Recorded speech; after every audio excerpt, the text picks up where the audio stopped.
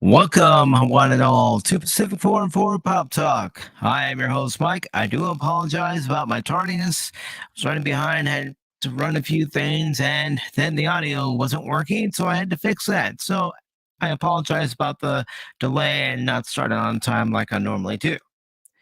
So I hope you're all doing well this evening. I have several stories that I want to talk about this evening. Stories that I found interesting, and I wonder if all of you find them as interesting as I do, or if, they're nothing berries. So let me go ahead and pull up the first story here. And before I do that, I do want to acknowledge a couple of comments that I received prior to going live. And the first comment I want to acknowledge is from the Nerdporial Lifeform, who says, OMG, it's Mike. Season 3 of Picard will be the best ever. Thank you, Brian. I will fix that. I don't know what is going on with the mic this evening. How does it sound now?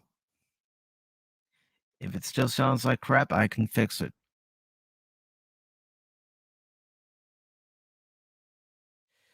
All right. I'll wait for a response. If it's still too high, I will change it. Again, I do apologize about the tardiness. But I had a few errands I had to run, and they took me a little bit longer than I had anticipated, but, that's life. That's life, and I had to get these errands done.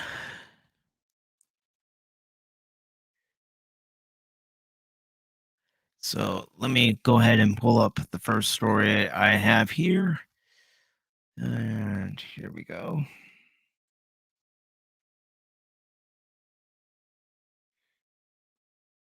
1 second.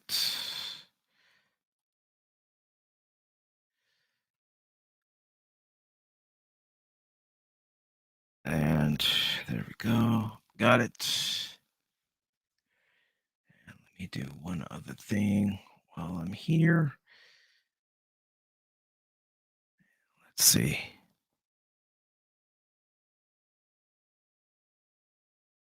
They're still cracking. All right, let me see what else I can do. Hang on there just a second. Let me see what I can do.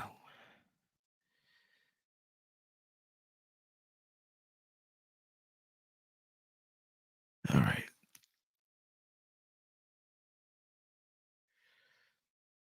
I'm going to try adjusting a few more levels, try to get rid of the cracking.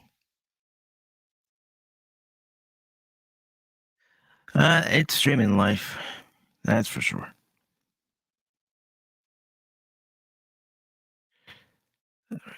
Let me try lowering that a little bit.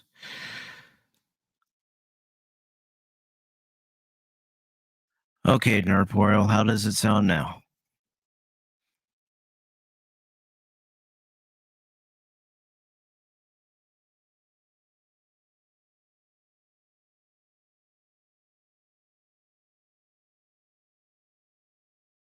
Better? Worse?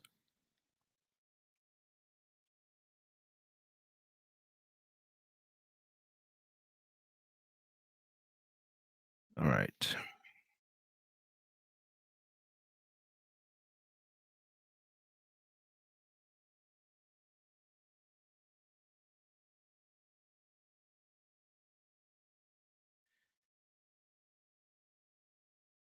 Okay, thank you, brother. Appreciate it. All right. So, again, I do apologize about the delay. I apologize about the audio problems. I will make sure I have them fixed as we go along here, and I will make sure I have them fixed before tomorrow's live stream and Saturday's live stream. So, this first story I have here comes from Variety, and its main topic is about Elon Musk buying a stake in Twitter. And this article was posted on their website just yesterday, and it's by Todd Spangler. And this article begins by saying Elon Musk is joining Twitter's board of directors in a deal coming after the CEO of Tesla and SpaceX acquired a 9.2% stake in the social media network to become its largest single shareholder. Under the agreement, Musk is prohibited from amassing more than 14.9% of Twitter stock as long as he remains a director on the board, forestalling the possibility of at least the next 2 years that the mega billionaire, who currently has a net worth of more than 300 billion, will mount an effort to take over the company. In a tweet, Twitter CEO Parag Agrawal, and I do apologize for saying that. Yeah, I know what you mean, Brian. Last name Spangler must be related to Egon. All right. So it goes on to say, from the CEO of Twitter, I am excited to share that we're appointing Elon Musk to our board. Though through conversations with Elon in recent weeks, it became clear to us that he would bring great value to our board. And then the CEO continued by saying he's both a passionate believer and intense critic of the service, which is exactly what we need on Twitter and in the boardroom. To make us stronger in the long term, welcome Elon. Goes on to say that Musk replied to the CEO's tweet with this by saying, looking forward to working with Parag and Twitter board to make significant improvements to Twitter in the coming months. Well, I'm sure there are already a few people who are unhappy about Elon Musk being on the board, with Twitter being what it is. Okay, so it goes on to say Musk has publicly shared a few thoughts about Twitter.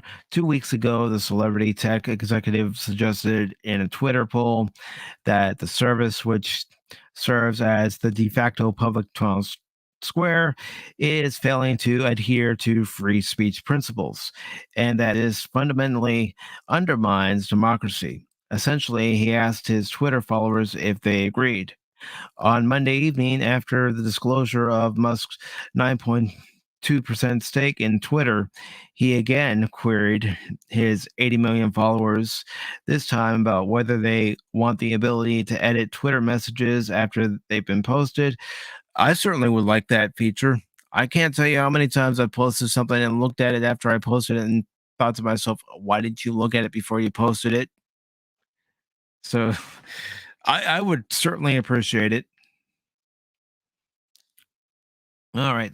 So goes on to say a feature long desired by many Twitter users. Of the nearly 3 million votes as of this writing, 73.5% were cast in favor of the idea, which Musk playfully labeled as yes. And of course, there's his tweet right there. Agrawal, Twitter's former CEO, who took the reins after Jack Dorsey resigned last fall, quote, tweeted Musk's poll about the edit button, highlighting Musk's new influence at the company. The consequences of this poll will be important. Please vote carefully, he said. Goes on to say, in an 8K filing Tuesday, Twitter said it will appoint Musk to the company's board with a term expiring at the company's 2024 annual meeting of stockholders. For so long as Mr. Musk is serving on the board, and for 90 days thereafter, Mr. Musk will not, either alone or as a member of a group, become the beneficial owner of more than 14.9% of the company's common stock outstanding at such time. including for these purposes economic exposure through derivative securities, swaps, and hedging transactions. Twitter said in the following. Twitter shares, after jumping 27% Monday on the news of Musk's massive stake, were up more than 9% in the pre-market trading Tuesday. The stock closed up 2% on the day with a $50.98 share. Goes on to say, now time to get out the popcorn and watch the developments over the coming months with Musk on the board. Wedbush securities analyst Dan Eves wrote in a note to clients, the street will clearly like this news as Musk's positive influence will be embraced by investors as seen by the stock's reaction yesterday. Goes on to say, we continue to believe Musk being more involved at Twitter further expands his massive ecosystem depending on how you want to pronounce it, and reach. However, balancing his key roles at SpaceX and Tesla should not be an issue or a major worry for investors at this pivotal time. So that's what they had to say about Elon Musk purchasing his 9.2% stake in Twitter. And I'm going to ask you what I always ask during Pop Talk, whether it's the normal Wednesday edition or the Sunday edition, which, speaking of the Sunday edition, there will not be a live Sunday edition this coming Sunday. It'll be a 2-story video where I will talk about 2 particular stories and then leave it up to you to answer. And the reason for that is because I'm going to have a special episode of Pop Talk this Saturday, and we are talking about pro wrestling. Now, the list of panelists are as follows for that particular live stream. I just got confirmation not too long ago that Resolute Germ will be available to join the panel. Followed by Resolute Germ, you have Baron or Montag or Tag. And then followed by Baron, you have Stone Loki from Loki's Warnings of Mischief. Followed by Brandon, the anime guy. That's right. If you're into anime and you like to learn about different types of anime that are available from different eras, different shows, and their varieties, well, then tune in to Brandon, the anime guy, every Saturday at noon Eastern, 9 Pacific, 11 Central for Anime 101. And following Brandon the anime guy, we have Master Paul from the Star Wars guys. He will also be on the panel. Following Master Paul will be the Padawannabe. He will also be on the panel, along with Quidman Jenkins and, of course, King Phoenix will also be on the panel. And, of course, I'll be there. And we'll be talking about all things wrestling, the past. Now, as far as the past is concerned, everybody's going to have their own starting point as far as when they started watching professional wrestling. For me, it's in the 1980s. For someone else, it might be the 1990s, or it might even be in the 1960s. And as far as the present, well, the present doesn't necessarily mean what's going on now. The present could be where that particular panelist stopped watching wrestling. So that could be their present. Or if they're just a casual observer now. And as far as the future, well, that's going to be where we're all going to speculate on the future of the pro wrestling industry. It doesn't matter if it's WWE, AEW, Impact Wrestling. It doesn't matter if it's the independents. It doesn't matter the name of the company. We're going to speculate on the future of the professional wrestling business, what it means for wrestlers, what it means for fans, and we are going to be talking about it from a fan perspective. So that will begin at 8 o'clock Eastern on Saturday night. I hope you all can make it, and it's going to be a lot of fun. I do have questions for the panelists that I've already prepped, and each one of them have told me something specific that they want associated with themselves for the stream. I'm not going to tell you what it is, but you will find out this Saturday. And rumor has it that one of the panelists has already been called out by one of the other panelists. So that'll be interesting too. Not going to tell you who. Again, tune in Saturday to find out. So let me go ahead and greet one of those panelists, the Padawannabe. Good evening to you, Padawannabe. How are you doing? And let's go ahead and move on to our next story, shall we?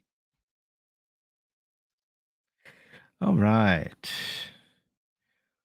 Let's go ahead and move on to this because I enjoy this series of movies and have an interest in seeing what happens with this news development relating to a spin-off for this particular series. Oh, let me get it there. And there we go. Make sure it's showing up on StreamYards because I have had times where it doesn't show up on StreamYards.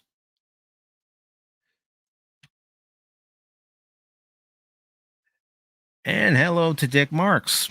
Good to see you here. He says, "What up, dudes? And do fish tacos?" Yeah, I can always go for a fish taco. All right. So, our next story here comes from Variety. So, you're seeing the theme here already.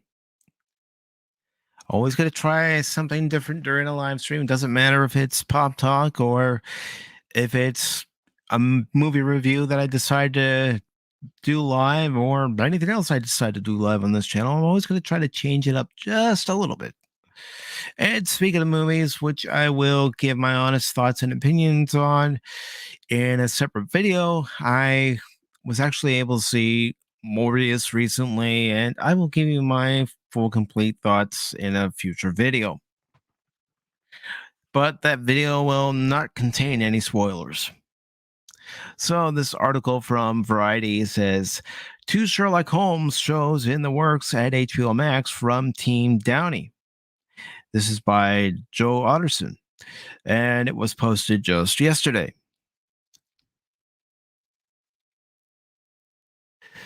Okay, so this article starts off by saying the Sherlock Holmes film universe is expanding into TV with HBO Max currently in early development on 2 shows tied to the films. Variety has learned from sources. The potential shows would be set in the world of the 2009's Sherlock Holmes and 2011's Sherlock Holmes and a Game of Shadows, which I do highly recommend both movies, by the way, if you haven't seen them. They're very good movies, in my humble opinion. And of course, as we all know, Robert Downey Jr. was Sherlock Holmes and Jude Law was Dr. Watson. So it goes on to say that they were inspired by the books, and by they, I mean the movies by Sir Arthur Conan Doyle, and it says, according to sources, the 2 shows would each focus on a new character that would be introduced in Sherlock Holmes 3. It says Downey Jr. and Susan Downey will executive produce the shows along with Amanda Burrell of Team Downey. Lionel Wiggum of Wiggum Productions will also executive produce, with Warner Brothers Television producing. And it goes on to say the Downeys first discussed creating Sherlock Holmes spin-off shows in 2020, though no details about the characters the projects would focus on has come to light. Sherlock Holmes proved to be a massive hit for Warner Brothers, with the film grossing over 524 million worldwide against a reported budget of 90 million. A Game of Shadows went on to gross 543 million worldwide 2 years later. The third film was originally intended to be released in December 2020 before it was pushed back to December 22nd, 2021. With that date now come and gone, the third film does not have a release date and is not currently in production. And it concludes the article by saying the following. HBO Max has been building up a roster of shows that tie into WB film franchises for some time now. Most recently, it was reported that the streamer is working on an It prequel series currently titled Welcome to Derry, and Colin Farrell is then set to reprise the role of the Penguin from the Batman in a limited series for the streamer, although a planned series about the Gotham PD and Arkham Asylum has stalled in development. There is also a series about the being Gerset of Doom in the works, among several other films-based projects. So, what do you all think? And let's see. Dick Mark says right on Pacific. He also adds Dr. Watson, the new Sherlock Holmes show. What's that on? It's going to be on HBO Max. So, whatever they decide to do with these two new Sherlock Holmes series that are based on the 2009 and 2011 movies, well, I'm game to watch as long as they're as good as the movies, and we get a good story. It stays true to the characters that they pull from the Sir Arthur Conan Doyle Sherlock Holmes stories, and it keeps us entertained, because that's what I'm looking for right now when it comes to my entertainment, is to keep me entertained.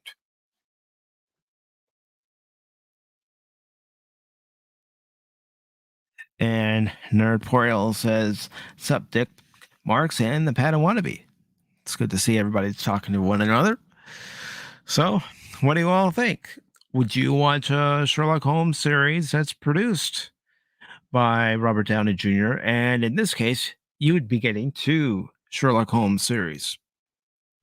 Let me know in the comments, because that's part of what Pop Talk is about. And do I want to go ahead and go into that story now, or do I want to wait? I'm going to read one more story before I go into one of the main stories.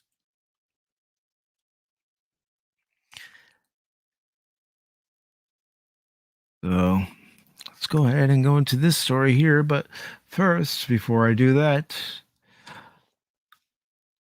let me see. Yes, Dick Marks, HBO Max has been turning out some decent stuff. As a matter of fact, one of those things that actually turned out better than it started was Peacemaker. Not being a great big fan of John Cena, I found Peacemaker to be an entertaining show, and a show that recognized what it was. Yeah, there were some moments that made me roll my eyes and make me go, oh boy. But overall, it was a good show.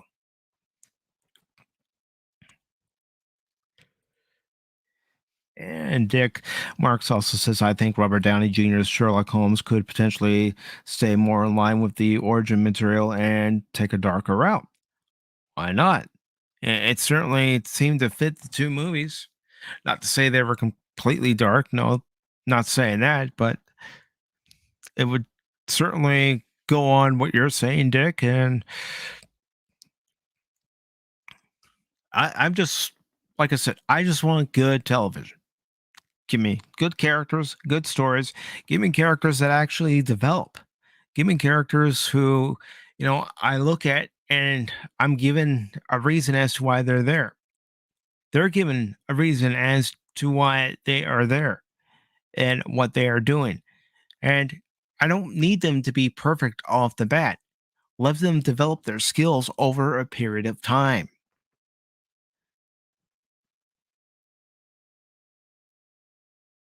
All right, so this article from Bounty and Comics, it's by John F. Trent. It was posted on yesterday, and it says Northman and actor Andrew Skarsgård spills the beans on the incredibly ridiculous Hollywood culture. And let's see. Before I continue, I will read your comment. And Dick says Peacemaker was interesting how it fleshed out the character's depth. Yeah. And that's what I want. I want a show that actually fleshes out its characters.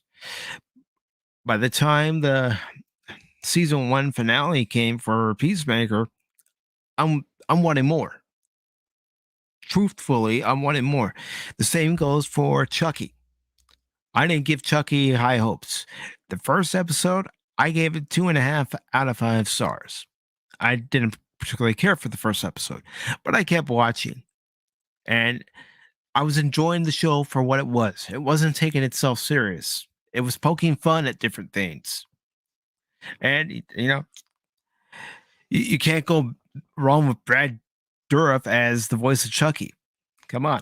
He's what makes the whole series. Some might say it's adult. No, it's the voice. You have to have the right voice, and he still has that right voice. Mark Hamill, I'm sorry. He's not Chucky. And he's not Skeletor. Sorry, he's not. He's not. Skeletor does not sound like the Joker. Skeletor sounds like this, you boob. You flea-bitten fur brain? Oh, wait a minute. That's me, the host, the flea-bitten fur brain. All right, so this article says the Northman actor Alexander Skarsgård recently spilled the beans on what he described as the incredibly ridiculous culture in Hollywood. Says while Skarsgård's comments might not surprise many, it is somewhat refreshing to hear actors criticizing the morally bankrupt culture of Hollywood. Skarsgård's comments came in an interview with the Sunday Times while promising the Northman. While promoting the Northman, not promising. It's been a long day. He began by saying the industry is incredibly ridiculous. You don't say. From there, he elaborated. In meetings, people are really insecure and eager to please, but it's a strict hierarchy. If people at the top say something is good, people fall in line. He didn't stop there. He went on to say also, menial trivia bullshit stuff becomes very important to people. As an actor, the value placed on how important something is can become laughable to me. Skarsgård would also comment on his own wealth, say, I live an incredibly privileged life. I don't really have to work. I've made enough. I could retire, which is extraordinary. Goes on to say, but I don't feel the need to broadcast that with expensive clothes or cars. That radiates insecurity, he stated. When you see somebody with $1 million watch, that's peacocking. It can feel like they're overcompensating. Well, most people are overcompensating in Hollywood, in my humble opinion. Skarsgård plays Prince Almeth in The Northman. The official description of the film states young Prince Amleth is on the cusp of becoming a man when his father is brutally murdered by his uncle, who kidnaps the boy's mother. Fleeing his island kingdom by boat, the child vows revenge. 2 decades later, Amleth is a Viking berserker raiding Slavic villages where Cyrus reminds him of his vows, avenge his father, save his mother, kill his uncle. Traveling on a slave ship to Iceland, Amleth infiltrates his uncle's farm with the help of Olga, an enslaved Slavic woman, and sets out to honor his vow. It concludes. goes on to say, in the production notes provided by Focus Features for the film, Skarsgård provided some details about his characters. The Vikings believed that some people had a spirit animal living within them that would manifest itself on occasion in different ways. Says for women, it was often a sea creature, but for men, it was a fox or a wolf or a bear. And in Amleth's case, it's both wolf and bear. Beowulf, if you will. Before the big raid on the Slav village, we watch him take on the strength and ferocity of a bear combined with the agility and nimbleness of a wolf. He added, Skarsgård also likened the film to Hamlet. He said, the most famous story of family revenge in literature is Hamlet. He added, Hamlet's key influence and predecessor is the Scandinavian legend of Amleth, and that's essentially the movie we've made, infusing the flavors of the Old Norse myths with the dry, laconic language of the Icelandic sagas and retaining the supernatural elements from Amlet, the Amleth legend. And per usual, I can't speak. Okay, it goes on to say the film arrives in theaters on April 22nd. It is directed by Robert Eggers and alongside Skarsgård stars Nicole Kidman, Claus Bane, Anya Taylor-Joy, Ethan Hawke, William Dafoe, and Bjork. And what do I think of Skarsgård's comments? Well, it's not surprising to say the least. I can't say I'm all that shocked, to be perfectly honest with you all. If I was shocked, that'd be another thing, but in this case, I'm not shocked. Not shocked at all. All right, so let's go ahead and find out what you all think. Do you agree with his comments? Do you? Oops, I don't know why I'm sharing that. Let's stop that. All right, so do you all agree with his comments, or do you not really care? You figure it's Hollywood, no big deal. I don't know. I just found that article interesting and thought I'd share it with all of you and get other people's take.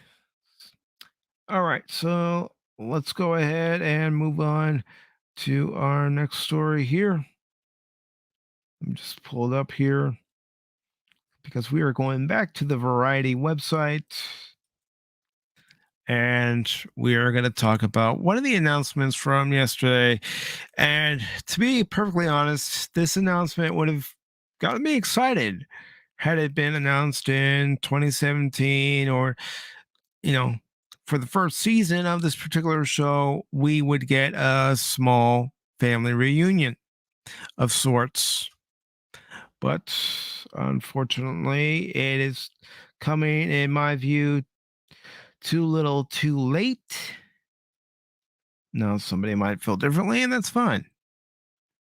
I'm just saying that, in my view, this is coming too little, too late, and based on the past history of who's bringing it to us, I don't have high hopes. I have higher hopes for the Cubs to actually make the playoffs this year than I do for this actually working out.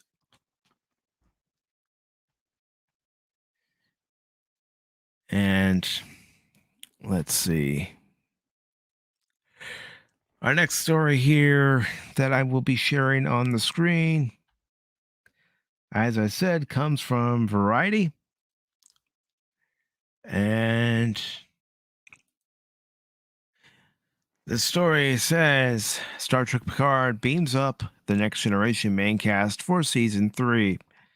And this was announced yesterday, which CBS Paramount have deemed First Contact Day. The reason why they call it First Contact Day is because in the movie Star Trek First Contact, which was the 8th movie in the franchise, April 5th, 2063 was the day that Zephyr Cochrane's warp experiment worked, and it alerted the attention of a particular species, a particular founding species of the United Federation of Planets, and that would be the Vulcans. So, Paramount, CBS, in their infinite wisdom, felt that, well, Star Wars has May the 4th, so we need April the 5th to be our Star Wars like day and call it First Contact Day. And I'll be honest, I'm going to be quite honest with you all. Star Trek doesn't need its own May the 4th. You want to celebrate a day for Star Trek? Celebrate September 8th as the official Star Trek anniversary, Star Trek Day. Just like May 25th should be the official day for Star Wars. Why? Because that's when the first Star Wars movie came out. May 25th, 1977. All right, so this article is from Adam B. Very. And as the headline states, as I've already said, Star Trek Picard beams up the Next Generation main cast for season 3. And it says Jean-Luc Picard is getting the old gang back together. Star Trek The Next Generation stars LeVar Burton, Michael Dorn, Jonathan Frakes, Gates McFadden, Marina Sirtis, and Brent Spiner will join Patrick Stewart for the third and final season of the Paramount Plus series Star Trek Picard. It goes on to say Spiner has played several characters on Picard in season 1 and season 2, which is currently streaming, including his original role of the android Data. Frakes and Sirtis appeared in one memorable episode of Picard, and I'll be honest, that was really the only episode of Picard season 1 that I actually liked. And it goes on to say in season 1 as William T. Riker and Deanna Troi, and Whoopi Goldberg reprised her role as Guinan in the season 2 premiere of Star Trek Picard. Goes on to say, but this will be the first time the main TNG cast, including Burton as Geordi LaForge, Dorn as Worf, and McFadden as Dr. Beverly Crusher, has performed on screen together since the 2002 feature film Star Trek Nemesis. And you want to know what movie Star Trek Nemesis went up against when it opened? Made in Manhattan with Jennifer Lopez. Yeah. That was its competition. And Dick, I agree wholeheartedly with you. They do need to take a break from Star Trek for another 20 years. The recent stuff is terrible. It's not just bad, it's terrible. And it's too late. I don't blame you. You have no interest in seeing the Next Generation cast puttering around on a starship in their 60s. No. If they were going to do this movie, they should have done it. Well, I know it's not a movie, but if they were going to do this, they should have done it 10 years ago. 10 years ago, or at the very least, given us Captain Riker and Deanna Troi and their adventures on board the Titan. But, that's not going to happen. Okay, so the article continues by saying the announcement featured a video of all the TNG actors talking about getting back together while Picard regards his old uniform. It goes on to say it comes on April 5th, known to Trek fans as First Contact Day, the day aliens, namely Vulcans, first made contact with humanity in 2063, as depicted in the 1996 TNG movies Star Trek First Contact, which I actually went and saw First Contact the day it came out with a good friend of mine. Some of you might know him as TKO or DDOD because he's been on several pop talks and several live streams here on the channel. So it goes on to say, I remember watching the premiere of Star Trek The Next Generation almost 34 years ago with my father like it was yesterday. Terry Matlis, Picard showrunner, and said, and it goes on to say, it was the spark that ignited my love for science fiction. So it's most fitting that the story of Jean-Luc Picard ends honoring the beginning with his dearest and most loyal friends from the USS Enterprise. It would be an understatement to say that giving these characters a proper send-off is an honor. Well, honestly, this is my opinion. In my opinion alone, if you're going to have anybody write the send off, and I know this season's probably already wrapped up filming and everything, but if you're going to have someone give it a proper send off, you contact Rick Berman, you contact Ronald D. Moore, you contact Ira Stephen Bear if they're available, and you have them write the story because they know the characters better than anybody currently works. That's what I would do. I know I'm in charge, but that's what I would do. I would contact the people, find out if they're interested, because they know the characters better than anyone. And let's see, before I continue, Dick says, I remember seeing First Contact in the theater. It was awesome. Yes, it was. Do tents. Yes. And of course, it says you can watch the announcement trailer below. I'm not gonna play it, but I'm not gonna play it. But like I said, had this been announced for the first season of Picard, I would have been all for it. Had this been announced 10 years ago that they were going to do a special TV movie with the Next Generation cast coming back together for what most likely the last time we'll see them on screen together, I would have been fine with that. I do have a problem with them bringing in the TNG cast under the current regime, under Alex Kurtzman, Akiva Goldsman, and Secret Hideout.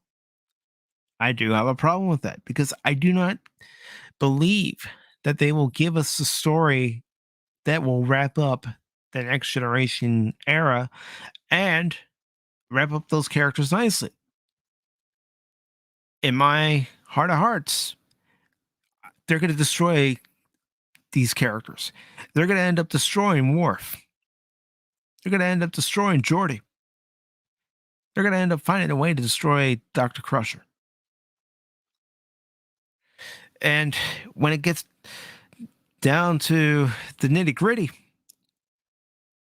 Worf's probably not going to look like Worf. He's going to probably look like a Cleanorc.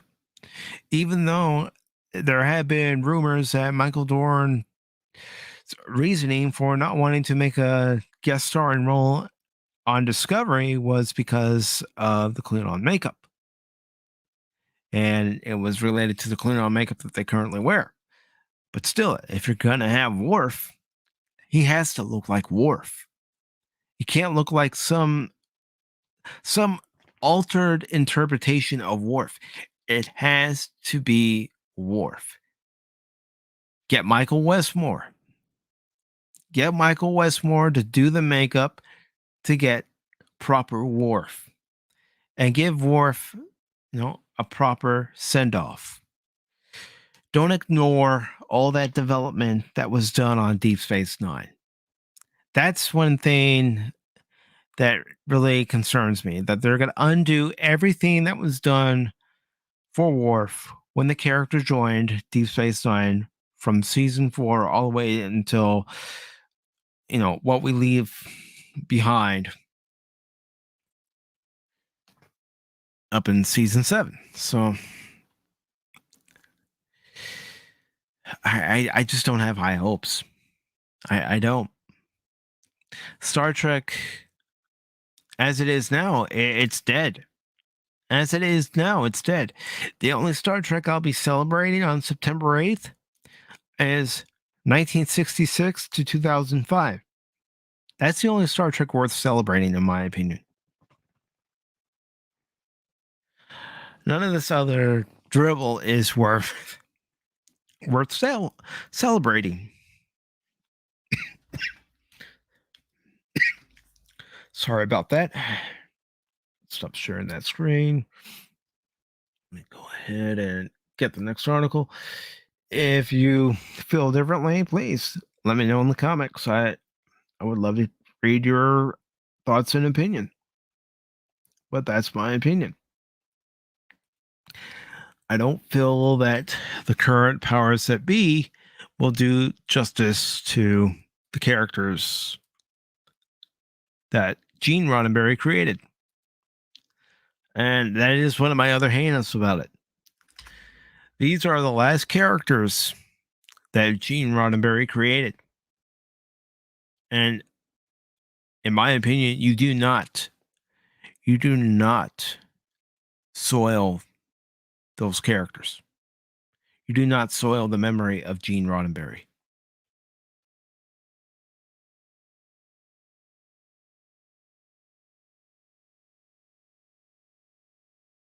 And let's see. Dick says proper send off. Yes, get those producers. Exactly. Get the people who know the characters better than anyone else, because they wrote for those characters. And if you're going to have a Klingon arc, who better to write a Klingon arc for Worf than Ronald D. Moore? He wrote the book on the Klingons as we got to know them in the Next Generation era, especially when he came over to DS9. He is essentially the godfather of the Klingons. All right, so let me go ahead and share this next story I have here, and it's actually some gaming news. So let's go ahead and share this. And this is from Bounty in the Comics. It's by Ryan Pearson. It was posted yesterday. And it says Grand Theft Auto 6 rumor provides details on 2 new protagonists and more. All right. So it says a leaker has claimed Grand Theft Auto 6 will feature 2 protagonists, a brother and sister, marking the series' first female protagonist. It says GTA leaker Matthews Victor BR claims to have knowledge of Grand Theft Auto 6's protagonist, translated via Twitter's built-in Google Translate. So again, this is a rumor, so I certainly wouldn't take it for face value.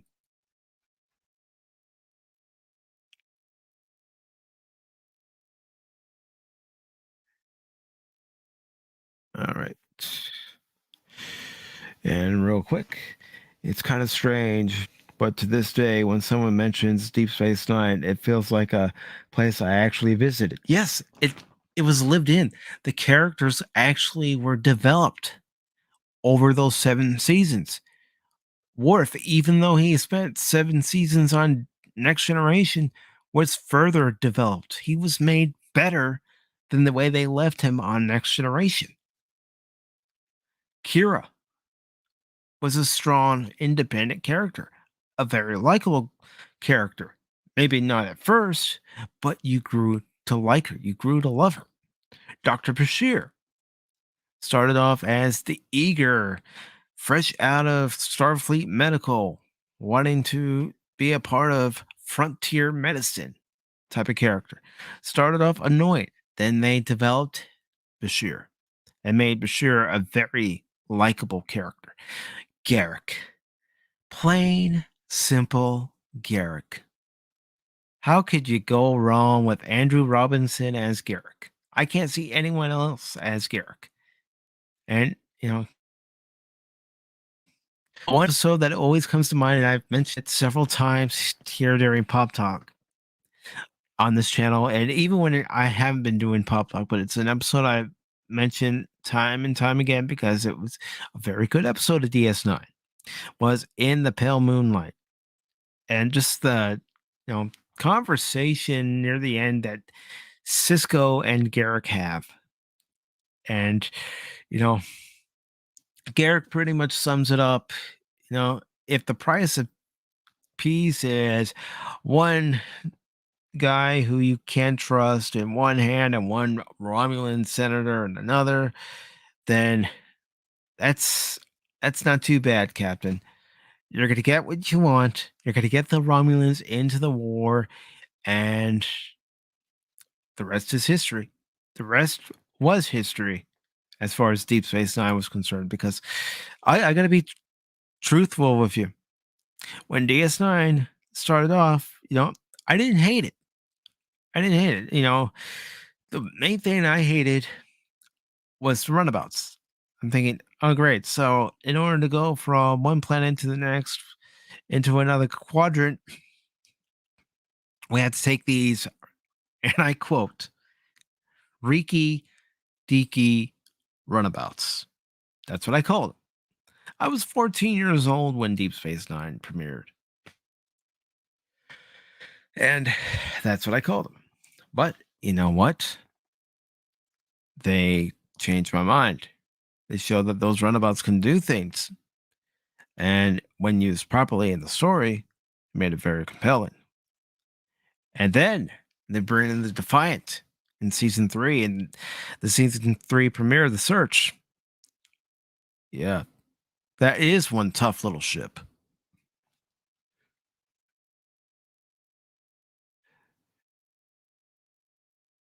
And Dick is saying that DS9 ensemble was so well developed in the right timing too. Yes, very much so. I've grown to more deeply appreciate Garrick and Quark as I've grown older. That's the thing. Quark being a Ferengi, I was thinking, what good is a Ferengi going to do on the show? And like you're saying, you grew to love Quark. As a matter of fact, when Playmates, first released the Deep Space Nine action figures, the first one I saw was Quark, and I picked them up. I still have those figures. They're all in a box because I don't have room to display them all, but I still have a lot of those Playmates action figures, whether it's Next Generation, some original series. I also, have Deep Space Nine and Voyager. Although the only one from Voyager I don't have from the main cast of characters is Tom Paris. I could never find Tom Paris. And last time I checked on Amazon, they wanted too much for a sealed Tom Paris in package. And I said, no, thank you. So getting back to this article, it goes on to say that this insider recently received information about the next entry in the GTA series.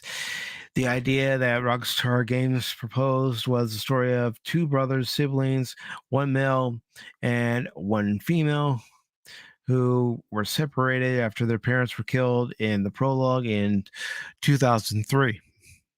Goes on to say, as far as the rumor is concerned, the idea proposed by Rockstar was never to have several decades unleashed in the game.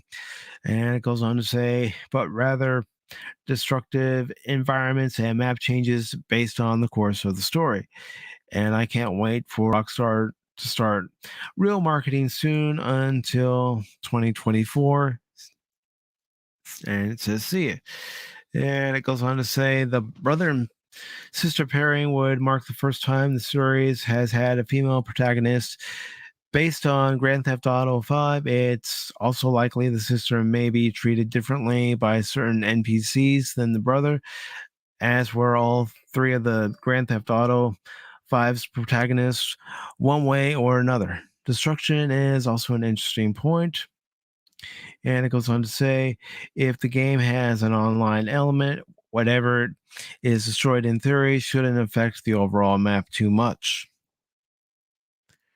It continues by saying, for example, a player could appear to walk through a building they had destroyed on their game, but others had not. They could also stand in midair on an area other players had leveled. And wait a minute, it just skipped on me. All right. Other players had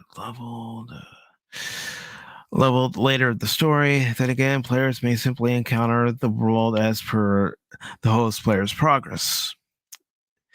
The claim of a female protagonist also aligns with rumors from January last year when GG Recon reported games journalist and frequent leaker Tom Henderson, under a now suspended Twitter account, also claimed Grand Theft Auto 6 would have a female protagonist, but denied it was associated with the debunked Project America's leak. And goes on to say, and the latter came from a 2019 Reddit post claiming to be set in the 70s to 80s, Vice City, and a Rio de Janeiro inspired location, heavily inspired by Netflix Across, and taking place over decades. This would be the decades that this new leaker dismissed in their rumor as well. And real quick,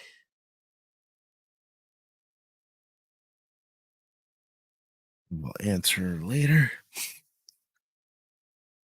All right, so it goes on to say, fans have been waiting for a new title for a long time. While Grand Theft Auto 5 was released in 2013, the game has been supported with GTA Online, DLC, and HD ports.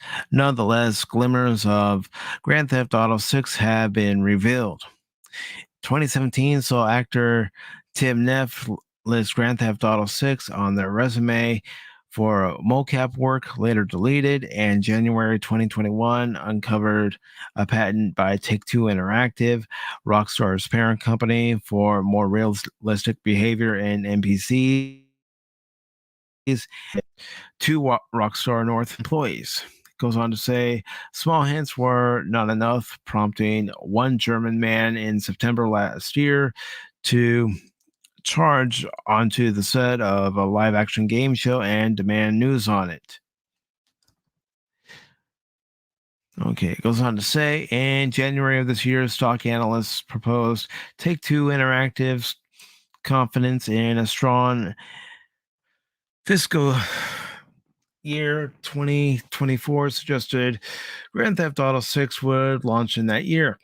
Finally, Rockstar Games finally confirmed in February that the next entry in Grand Theft Auto series was in development.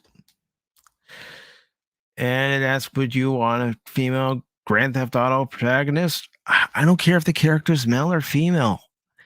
I've always played as male or female characters in any game I've played where you get to select a multitude of characters.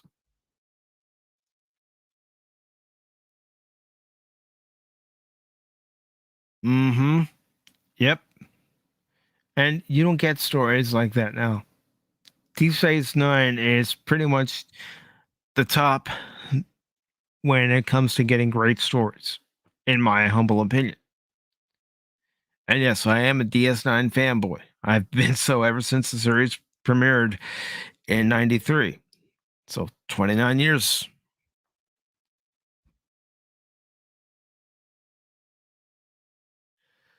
You still have your Captain Cisco action figure. I still have mine. As a matter of fact, give me 1 second. I will grab it and I will show it.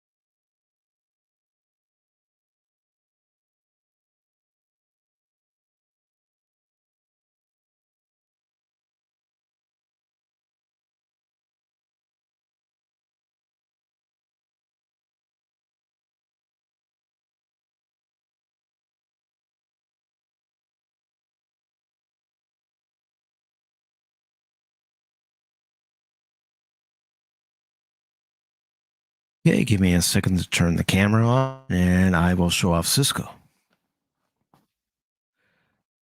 So, 1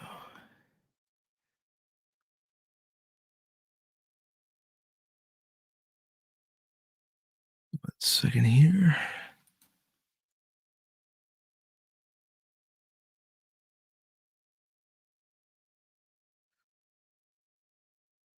All right, 1 second. And I will show off Captain Benjamin Lafayette Cisco.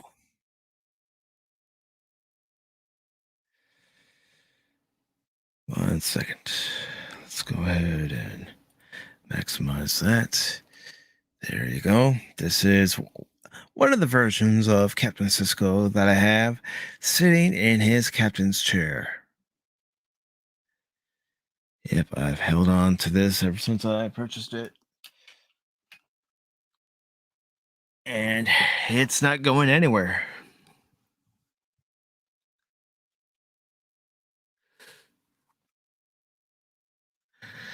But yeah, as far as Grand Theft Auto 6 is concerned, you know, I'd be willing to play it as long as it's a good game, regardless of whether the protagonist are male or female. I don't care. Give me a good game.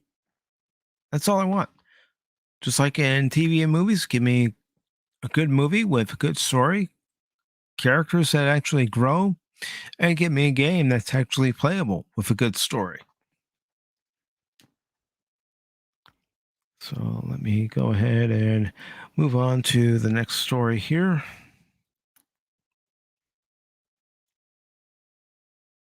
All right.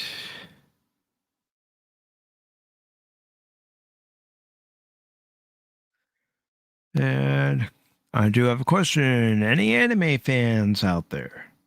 Because there is an anime series that has a season premiering. I believe it premiered today, but I still have to finish season 1 before I move on to season 2. As a matter of fact, there's quite a lot that I need to catch up on when it comes to anime. As someone who's relatively new to anime, and all right, where to go? Where to go? Where to go?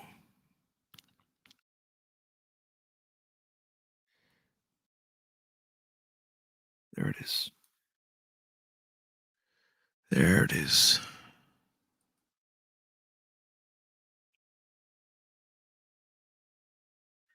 All right, let's go ahead and share this article.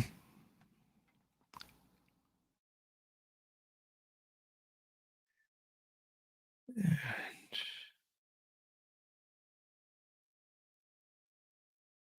we go. I've had times where I go to share something and I'm not sharing the right screen.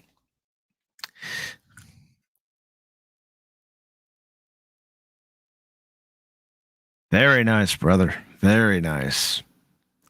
Yeah, I was actually in a Target, and this had to be around 99, and I saw him there on the peg hook, and I had gone in there to see if they got any new Star Trek figures on the Playmates line. I saw Captain Cisco, and I said, "There we go. That's what I'm buying." No, granted, I do also have 2 others that are currently in boxes. You know, the first one that was released of Captain Cisco, well, Commander Cisco at the time, with the hair, and then the first Captain Cisco figure where he's bald because Avery Brooks shaved his head, so he was bald. I mean, come on, the man called Hawk. So I had that figure as well, but I mean, of the 3 figures, I like the third one the best. All right, let me go ahead and post a link to this article into the chat. It's just something I like to do in case anybody wants to read along while I read it, or they want to read it at their own leisure. So it says, From Dual Shockers, Rising of the Shield Hero Season 2 release time confirmed. The new season is finally here. And it goes on to say Season 2 of The Rising of the Shield Hero is close to its official release, and fans wonder what time does the new season will come out. And it goes on to say, well, here's everything you need to know about the latest season's release schedule. The Rising of the Shield Hero is a famous Japanese light novel by Iniko Usagi that also received a manga adaptation from Aya Ku. And I forgive me on any mispronunciations. I don't mean to do it on purpose. So it goes on to say, thanks to the fantastic story, Cinema Circus Citrus, announced an anime adaptation of the light novel. The anime's first season dropped in 2017 and featured a total of 25 episodes. Season 1 of The Rising of the Shield Hero was well received by the anime community. Well, it should be. It's a very good show.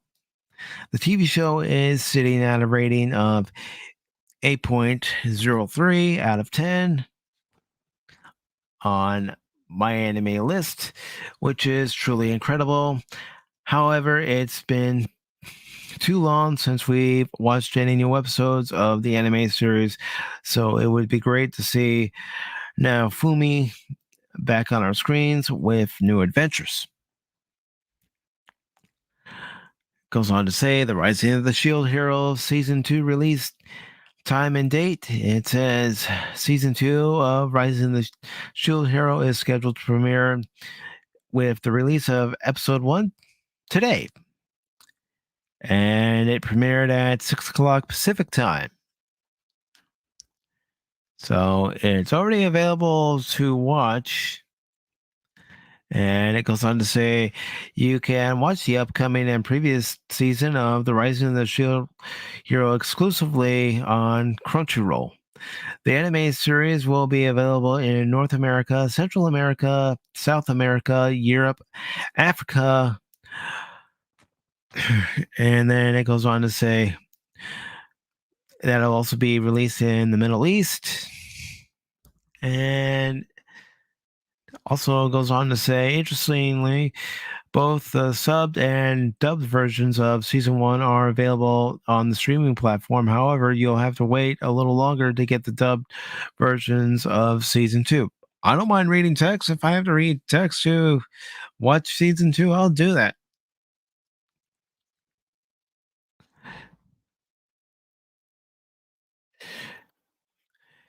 And hello, Resolute Germ. Good to see you, brother. Yes, like you, I also need to finish Season 1. And I'm glad you're able to make it to Saturday's stream, brother. And I will get to work on the thumbnail a little bit more, and I will add your wrestler of choice. And then when you're able to send me your avatar, I will add that to the thumbnail as well. I'm just waiting to hear from one more person, and then what I will do, and I'm going to go ahead and add you to the group I've created on Twitter for the panelists that are going to be on this Saturday, is I will give you guys a choice as far as which thumbnail I use for Saturday. Now, currently, one of them is being used as a placeholder, and you can see it here on the YouTube channel right now. Once I finish the other one I am working on, I will put it to a vote and see which one you all prefer.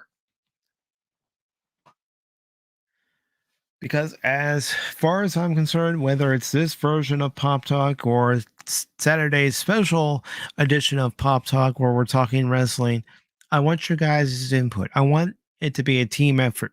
Yes, this is my channel. Yes, it's the stream that I've created, but you're all a part of it. So I want to hear feedback. You know, if you have any suggestions, I want to hear about it. I will do my best to implement any and all suggestions. As a matter of fact, one of the panelists, Stone Loki, asked me are we going to have a particular wrestler, to represent us? And he sent me the message, and I thought about it for a few seconds. Didn't take me long. And I said, yeah, let me know.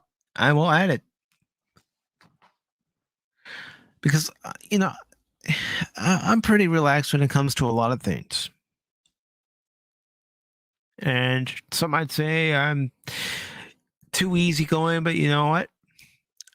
I want everybody who comes on my channel on a panel to be comfortable. I want them to feel at home. And it's like they're stepping into my home. I want them to feel welcomed. I don't want them to feel out of place. I don't want them to, be there and think, this is a waste of my time. No, I don't want anybody to feel that way. And, if somebody does feel uncomfortable or, they say to me, I don't know, man. I don't know. I want to talk to them. I want to find out, okay, what can I do to make your experience better?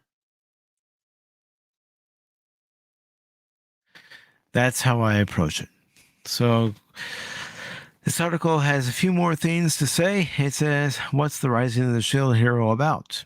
Well, in the Rising of the Shield Hero, you follow the journey of Naofumi, and a Japanese student who finds himself in a parallel world. The waves threaten this strange world, and there's a prophecy that 4 other world heroes will arrive to save everyone. Each hero who comes into the world has a weapon, while the other 3 have attacking weapons. Naofumi finds himself with a shield, which can only be used for defense. Nobody treats Naofumi with respect, and things get even more difficult for the shield hero as he moves forward in his journey. Nevertheless, Naofumi trains alone and becomes the warrior that could defeat the waves. On his journey, Naofumi also finds Raftalia, and who helps the shield hero on his arduous journey. And it goes on, the Rising of the Shield Hero, Season 2, episode count. It says on March 18th, the official Twitter account of the Rising of the Shield Hero released some information about the Blu-ray DVD release of Season 2. In the tweet, it mentioned that the upcoming season would feature a total of 13 episodes. And it concludes the article by saying the first season of the anime series had 25 episodes, and the premiere episode was 50 minutes in length. So it's obvious that the second season is much shorter, and we're getting only 13 episodes after waiting for 3 years. However, the silver lining is that season 3 of the anime is already confirmed, so we know that season 2 isn't the end of the Naofumi. So that's pretty cool. And I appreciate that resolute germ. Probably either after the stream or tomorrow, I will continue to work on the thumbnail, and then I will send you all, the copy of what I've worked on. If you like it, cool. If you prefer one over the other, cool. Then whichever one gets the higher votes is the one that will be officially used for the thumbnail.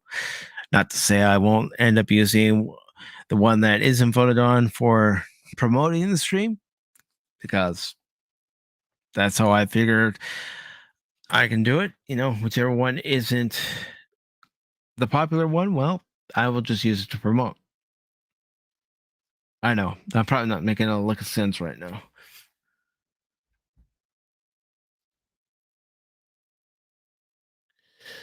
All right, so let's go ahead and move on to our next article here. Second. And I know one person who will be on the panel is a big fan of this Japanese anime, which is based on a manga series. So let's.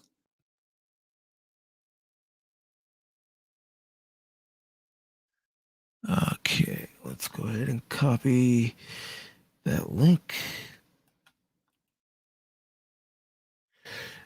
And the way I do Pop Talk most of the time is I keep a copy of the links so I can go from one story to the next instead of having to hunt for it. All right, so as you can see, I have this next story up here, which comes from Anime's News Network. I bet they're more reliable than other news networks. And it goes on to say Gogo 13 teaches travel safety protocols in government-sponsored manual videos.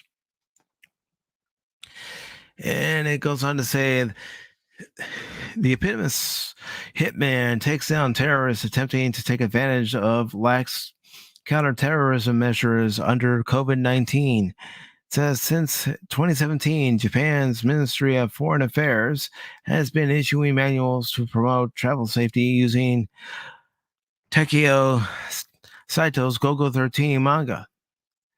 And it goes on to say that the Ministry of Foreign Affairs updated the manual in 2021 to include information about preventing the spread of COVID-19, or also known as the COOP. And to YouTube, I am just reading this article.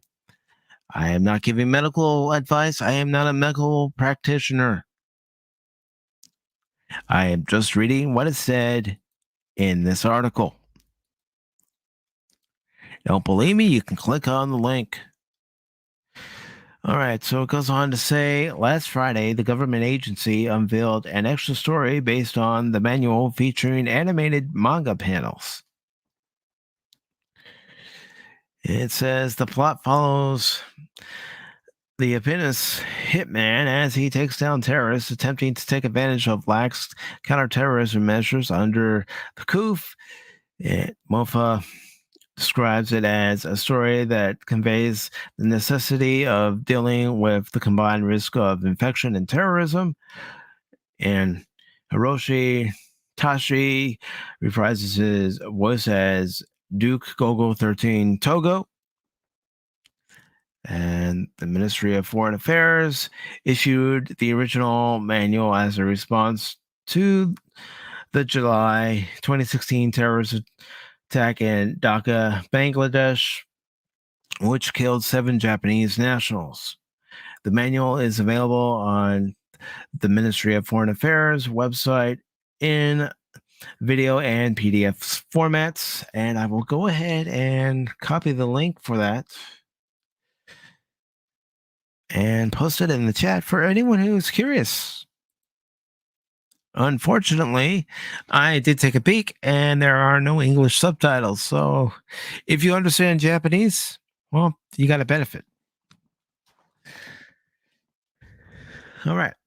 So let's go ahead and move on to the next story. Let me just pull it up here. Moving right along here. All right. So let's go ahead and go on to one of our other stories. We've got one more to go. But this is one of our main stories here.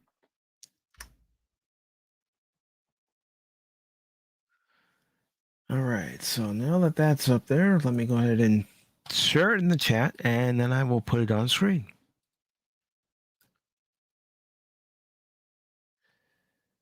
Okay, so here we go. Here we go. This comes from Superhero Hype. It's actually a website I recently found, and actually I like to get some of my stories from this site more than others. And it says Wesley Snipes is launching a new graphic novel called The Exiled. This is by Jake Abbott. It was posted on Monday, April 4th. And it goes on to say, Wesley Snipes is launching a new graphic novel called The Exiled. Although Wesley Snipes has flirted with the superhero genre on several occasions, Blade is a great movie, by the way, if anyone hasn't seen it. And I'm talking about the first Blade. He has never actually written a comic book before, but now that's finally about to change thanks to a new collaboration with Gifted Rebels and PCB and Entertainment. Later this year, the publishers and Snipes Mandy House Studios will launch a new Kickstarter campaign for a brand new graphic novel called The Exiled. The book follows Niles Roach Washington, a detective who begins trailing a serial killer following a deadly gas attack. The killer uses tools over 5,000 years old to rip the spines from his victims. But while Roach's theories about the suspect make him an outcast, he refuses to give up the chase, and his search eventually leads him to discover Earth's darkest secret. Says comics let you explore big worlds, and Snipes in a statement. Since Blade, I have been attracted to origin stories and developing characters. Now I get to build Roach as a character from the ground up, and I dig that. Goes on to say, Gifted Rebels president Adam Lawson is penning the script for Exiled based on a story created by himself with Snipes and PCB president Keith Arem. Gabriel Santos will illustrate the story with Valentina being Collie. I just butchered that, sorry, as colorist. It says Armin's relationship with Snipes actually dates all the way back to the early 90s when he was working on Demolition Man's video game adaptation.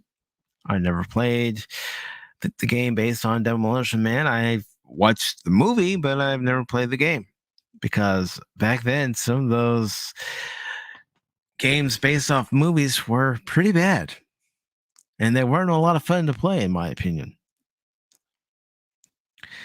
Okay, so it says, I'm thrilled to work with Wesley again, said Arem. He's a fantastic creative partner, and Adam and I love collaborating with him. The Exiled is a dark reflection on what is happening in the world and a chance for us to explore new conspiracies and stories. The Exiled Kickstarter page launches on June 21st. The campaign promises a boatload of rewards for anyone who donates. Backers can receive a 140-page collector's edition of the graphic novel, as well as a manga-sized Go version and an additional story set in the book's universe. Additionally, day one backers will be gifted with a campaign exclusive 120 millimeter figure of Roach Washington himself. The creators also tease that Exile will include hidden codes to access to digital collectibles and exclusive events. You can sign up for more info here. And it says, are you excited to see what Snipes and company have planned for Exile? Let us know in the comment section below. And let's see. Unfortunately, actually, nope, there it is.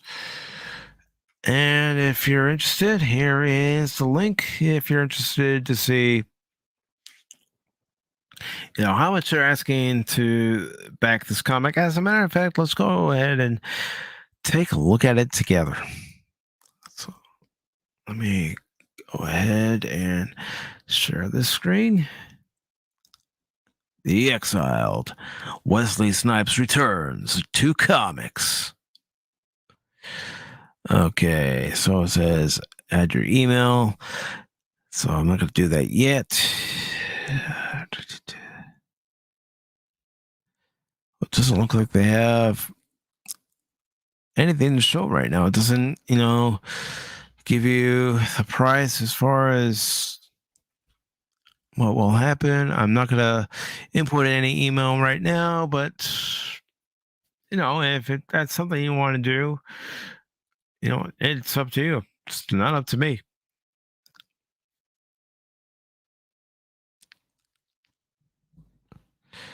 All right. Thanks for stopping by, Resolute Germ. Enjoy your dinner, brother. And let's see. Yeah, it does sound cool. And it would actually be something I'd be interested in reading.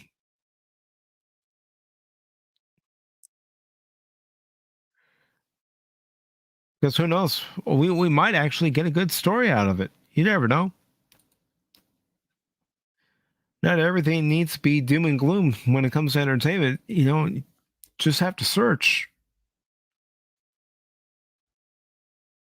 I know it's not easy, but sometimes you just have to search. All right, so one last story.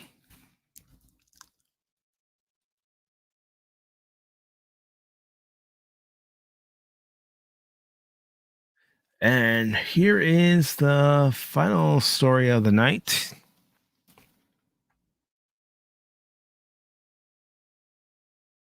And I don't know if Padawannabe is still here, but I'm sure he's wondering why I haven't done any reviews on Moon Knight. And I'm going to be perfectly honest, it's because of all the news that has been coming out lately associated to Disney. And I don't know. I got to sort through it and then decide whether I really want to review any more Disney products or not, to be perfectly honest with you.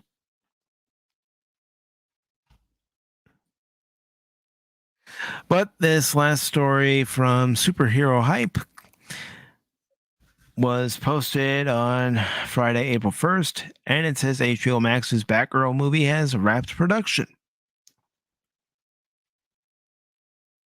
And it goes on to say it may be April 1st, but this update for HBO Max's Batgirl movie is neither a joke nor a prank. Directors Adil El Arib and Bilal Falah have announced that the film has wrapped production. And it says Arbib first shared the news on his Instagram account with a behind the scenes picture of Leslie Grace in costume standing between RB and Falah. Okay. Goes on to say Grace headlines the film as Barbara Gordon, a young heroine who takes her inspiration from Batman. J.K. Simmons is reprising his role as Commissioner James Gordon from Justice League. Brendan Fraser is portraying the main villain, Firefly, with Ivory Aquino as Alicia Yeoh, Jacob CPO, Rebecca Front, and Corey Johnson and Ethan Kai in supporting roles. Additionally, Michael Keaton is reprising his role as Batman for the film. Presumably, Batgirl takes place after The Flash in order to explain the presence of Keaton's Batman. However, it's unclear if HBO Max plans to delay Batgirl until after The Flash hits theaters in June 23rd. Goes on to say, for now, Batgirl movie is expected to premiere on HBO Max this year. Are you looking forward to seeing Barbara Gordon's adventures on the big screen? And to be perfectly honest with you, I don't know. I want to see a trailer. Get me interested in it first. And, it may take more than one trailer to get me interested in the Batgirl movie. That's usually how it works. I can remember when I saw the trailer for Star Trek Beyond. I wasn't interested in seeing it.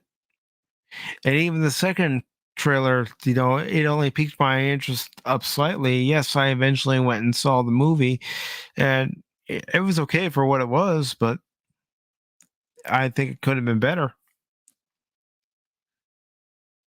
And I don't know.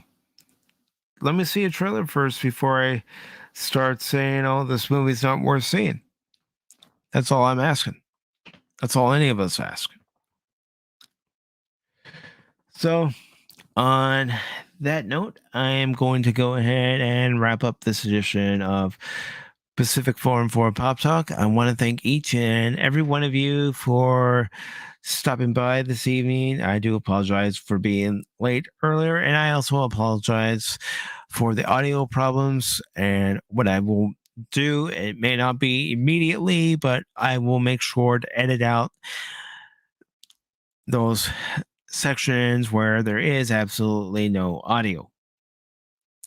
So once I get those edited out, you won't have to sit through, 10, 15 minutes of me trying to mess with the audio so you can hear me speak. So with that being said, before I leave, I do want to thank Resolute Germ for stopping by. Thank you very much. Look forward to Saturday. Dick Marks, thank you. Appreciate you coming by. It's always nice to see, familiar faces, new faces come by and, stick around, chat it up. It's what makes, doing this worthwhile. And, that's the thing that anyone can realize when they do something like YouTube, something like a live stream. And it's not only trying to fill in the dead airspace, but also recognizing that you have people there who are there to listen to what you have to say, watch your content, support you. And it's good to acknowledge them. It's good to let them know that they're appreciated. And I appreciate each and every person who stops by this channel. It doesn't matter if I'm doing a pop talk, if I'm doing a movie review, episode review, gameplay, which I know I haven't played Final Fantasy VII Remake in a while, but I still can't figure out how to beat the house. I've been trying offline, I've been trying online, and I still can't figure out how to do it without using up all my abilities before I get to the final part of the boss. So once I get that down, I'll start streaming again.